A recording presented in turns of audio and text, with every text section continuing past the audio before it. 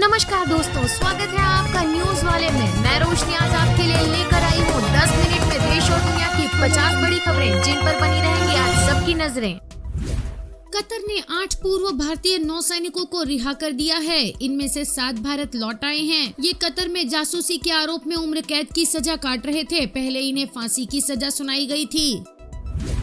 किसानों ने एक बार फिर दिल्ली कूच का ऐलान कर दिया है। इसके लिए सड़कों पर कीले, सीमेंट की दीवारें और बैरिकेड्स लगे। दिल्ली के बॉर्डरों पर धारा 144 लागू। पंजाब हरियाणा से 20 से 25 हजार किसान 2.5 से 3 हजार ट्रैक्टर लेकर दिल्ली आ सकते हैं। किसानों ने ऐलान किया है कि वो जंतर मंतर व संसद भवन के सामने जाकर प्रदर्शन करेंगे। दिल्ली पुलिस का कहना है कि हंगामा करने वाले किसानों को तुरंत गिरफ्तार किया जाएगा। पुलिस ने कहा कि अगर दिल्ली कूच में शामिल हुए तो उनका पासपोर्ट नहीं बनेगा, न ही परिवार में किसी की सरकारी नौकरी लगेगी। इसके साथ ही संपत्ति कुर्क करने की भी चेतावनी दी।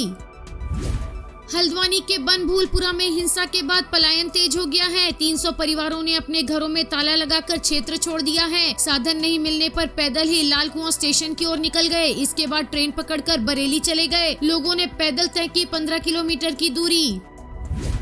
कांग्रेस महासचिव जयराम रमेश ने कहा, बिहार की राजनीति में क्या कह सकते हैं। जब पलटी कुमार शासन कर रहे हैं तो वे किस तरफ पलटी करेंगे किसी को नहीं पता। फ्लोर टेस्ट होना जरूरी है। भाजपा हमारी पार्टी को तोड़ने में लगी हुई है, आरजेडी को तोड़ने में लगी हुई है और वो असफल होंगे।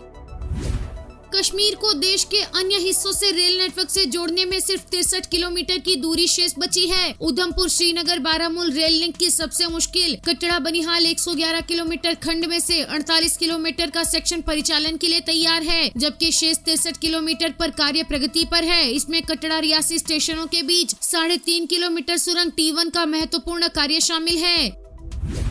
केजरीवाल का दिल्ली में अकेले चुनाव लड़ने का संकेत। बोले, लोग 7 सीट आम आदमी पार्टी को देंगे। पंजाब चंडीगढ़ में भी गठबंधन से इनकार कर चुके। दिल्ली के लिए इंडिया का हिस्सा कांग्रेस और आम आदमी पार्टी सीट बंटवारे के लिए 4.3 फॉर्मूले पर चर्चा कर रही थी। इसमें कांग्रेस 4 और आम आदमी पार्टी के 3 सीटों पर चुनाव लड़ने की अटकलें थी। 2019 में बीजेपी ने 7 लोकसभा सीटों पर जीत दर्ज की थी। पीएम मोदी ने श्रीलंका और मॉरिशस में यूपीआई लॉन्च किया। अब भारतीय टूरिस्ट भी यहां यूपीआई पेमेंट कर सकेंगे। 2 फरवरी को फ्रांस में भी लॉन्च हुआ था। श्रीलंका और मॉरिशस में इन सेवाओं के लॉन्च होने के बाद दोनों देश के लोग अपने अपने यहां इनका इस्तेमाल कर पाएंगे, जबकि मॉरिशस के लोग भारत में भी यूपीआई पेमेंट कर पाएंगे। वहीं भारत के लोग दोनों देशों में यूपीआई के जरिए पेमेंट कर सकेंगे। राहुल गांधी बोले, अडानी अंबानी की जेब में जा रहा आपका पैसा। राम मंदिर प्राण प्रतिष्ठा में बड़े लोगों को बुलाया, गरीबों को नहीं। जीएसटी नोटबंदी से अंबानी अडानी को फायदा। राम मंदिर के प्राण प्रतिष्ठा में 74% आबादी वाले ओबीसी, दलित, आदिवासियों को नहीं बुलाया गया। वहां बड़े बड़े पूंजीपति और फिल्म स्टार गए। देश में नफरत और हिंसा का जो माहौल बन रहा है उसकी वजह बेरोजगारी, महंगाई और डर है। इसलिए हमने यात्रा में न्याय शब्द जोड़ा। ओवैसी बोले, सीएए धर्म के आधार पर बनाया गया। इसका मकसद मुस्लिमों, दलितों को परेशान करना। हम कानून का विरोध करते रहेंगे। ये कानून गलत है और भारत की मूल भावना के खिलाफ है। एआईएमआईएम हमेशा इसके खिलाफ रही है और इसका विरोध करती रहेगी। सीएए को अकेले नहीं देखा जा सकता है, इसे एनपीआर एनआरसी के साथ देखा जाना चाहिए। पाकिस्तान और अफगानिस्तान में रहने वाले हिंदू और सिख भारत आ सकते हैं। हमने कभी उनका विरोध नहीं किया, लेकिन सीएए का मकसद मुस्लिमों, दलितों और गरीबों को परेशान करना है।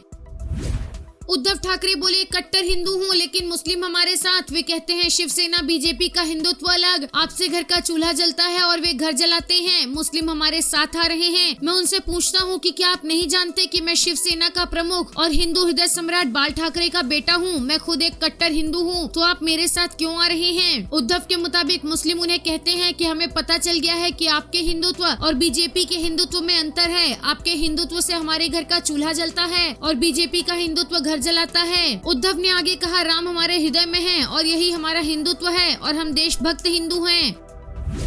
पंजाब के मुख्यमंत्री भगवंत मान ने किसानों के प्रस्तावित दिल्ली चलो मार्च को बाधित करने के लिए हरियाणा सरकार द्वारा कुछ सड़कों पर कंक्रीट की अवरोधक कीलें और कटीले तार लगाए जाने की आलोचना की तथा पड़ोसी राज्य को बीजेपी सरकार पर पंजाब और भारत के बीच सीमा बनाने का आरोप लगाया। सीएम मान ने कहा कि मनोहर लाल खट्टर, हरियाणा सरकार ने पंजाब के साथ लगी सीमा पर इतने कटीले तार लगाए हैं जितने पाकिस्तान के साथ लगी देश की सीमा पर लगे हैं। वे हरियाणा में क्या कर रहे हैं। वे पंजाब हरियाणा सीमा पर कीले और कटीले तार लगा रहे हैं। मैं केंद्र से किसानों के साथ बातचीत करने और उनकी जायज मांगों को स्वीकार करने का आग्रह करता हूं। पंजाब और भारत के बीच सीमा मत बनाइए।